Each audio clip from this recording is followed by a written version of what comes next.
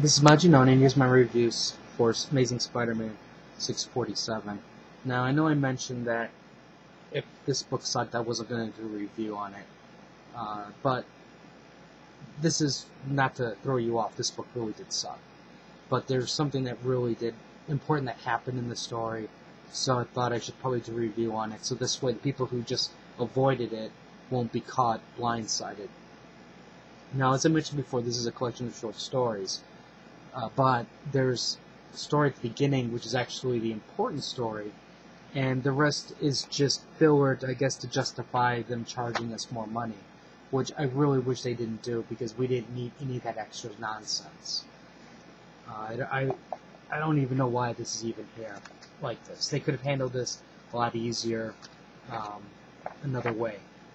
But anyways, the beginning part of the story here deals with the relationship between Peter Parker and Charlie. Now, she's really pissed off because Peter won't commit to a relationship. And, like, as you can see, they do a lot of fan servicey stupidness. You know, like you have Spider-Man, Peter Parker in a Halloween costume because he can't find a costume. You have the spider buggy, and you know, just stupid stuff. Anyways, eventually we go to the Halloween party, and people are, oh yeah, Charlie's all pissed off anyways, like I mentioned before, because she couldn't, I mean, it said Peter couldn't make up his mind on how they want to deal with the relationship, and she basically says, you know, goodbye until you can make up a decision. Now, personally, I don't understand why she'd want to spend the time with Peter, with knowing his track record of being late, not putting a priority on, you know, his girlfriend, things like that, but yet, you know, she's willing to wait for him. That doesn't make sense to me. That seems rather stupid. But anyways, you know, it's a comic, so what do you expect, I guess.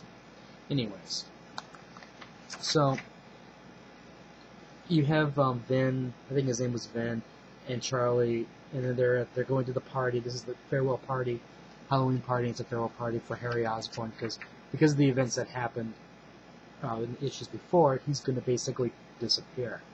And this is everybody's last chance to say goodbye to him.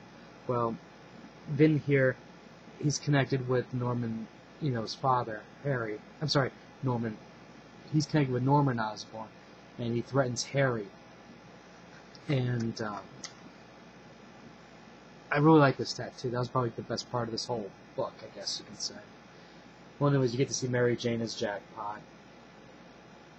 And anyways, these two talk, Peter and Mary Jane, and they talk about Peter's relationship, how Charlie called her, asked for advice, and because of what Mary Jane says, she basically pushes Peter to get a relationship with Charlie. And as you can see, basically goes in there and says, hey, will you be my girlfriend? And then a brand new era starts. Or, sorry, brand new end, whatever. I just thought this was so stupid. I mean, this could have really been handled in an entirely more creative way, I guess. I don't think you really needed to spend $5 on an overinflated page count. You know, this could have been handled in less pages in a regular storyline. And now it seems kind of blah. A couple other things that are, I guess you could say, kind of interesting or might be important was what Harry and Vin have a discussion outside the house, you know, after the party's over. And Harry wasn't happy with the threat, so he basically tasers him. Now, and not only does he taser him, but he just punches the living crap out of him. And he says, "Don't ever threaten me again," or my child. So, I think that part was really strong in terms of a character development for Harry.